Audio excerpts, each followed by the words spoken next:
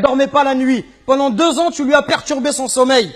Quand tes parents, à 4 heures du matin, ils sont levés pour aller travailler, pour t'acheter des vêtements. Quand lorsque tu es malade, ta mère, elle trouve pas le sommeil. Même quand tu as 30 ou 40 ans, si tu rentres à 1 heure du matin, ta mère, elle t'attend encore pour demander de tes nouvelles ou pour te préparer à manger. Qui va se comporter avec toi si c'est pas ta mère et ton père? Qui va se comporter comme ça avec toi?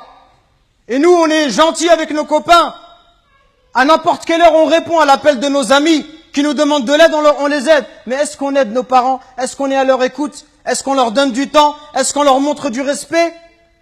Les anciens, ils disaient, Zayd al-Abidin, le petit-fils de Ali ibn Abi Talib, on lui disait, toi, t'es quelqu'un de très bon avec tes parents, pourquoi tu manges jamais avec ta mère? Il dit, parce que j'ai peur, si ma mère, elle voit dans l'assiette quelque chose qu'elle a envie de prendre, et si je le prends avant elle, j'ai peur qu'Allah, il compte cela comme de la désobéissance. Et il disait rien d'étonnant à cela. Il disait, ceux qui ont vécu avant nous, ils considéraient comme un manque de respect envers les parents que d'habiter au premier étage et que de laisser habiter les parents au rez-de-chaussée. Regardez jusqu'où ça allait. Allahu Akbar.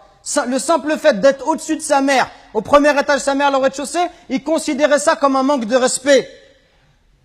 Et d'autres chez les Sahaba, ils disaient, quand il y avait un scorpion qui est rentré dans un trou, il a mis sa main et il s'est fait piquer. On lui dit, pourquoi tu mets ta main alors qu'il y a un scorpion? Il dit, parce que j'ai peur que ce scorpion il sorte et qu'il ne pique ma mère. Regardez le respect. Et regardez aujourd'hui l'attitude des enfants envers les parents. Regardez ne serait-ce que le regard, les yeux.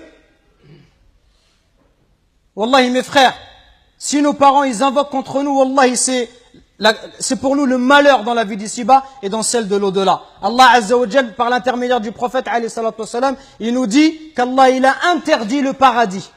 Interdit le paradis à celui qui désobéit à ses parents. Donc attention mes frères, à ne pas causer du tort à nos parents, à ne pas leur manquer de respect, mais soyons plutôt à leur écoute, soyons plutôt bons, miséricordieux pour eux. Et ceux qui doivent le plus profiter de notre générosité, de notre douceur, notre bonté, notre bon comportement, les premiers à profiter de cela, ça doit être nos parents.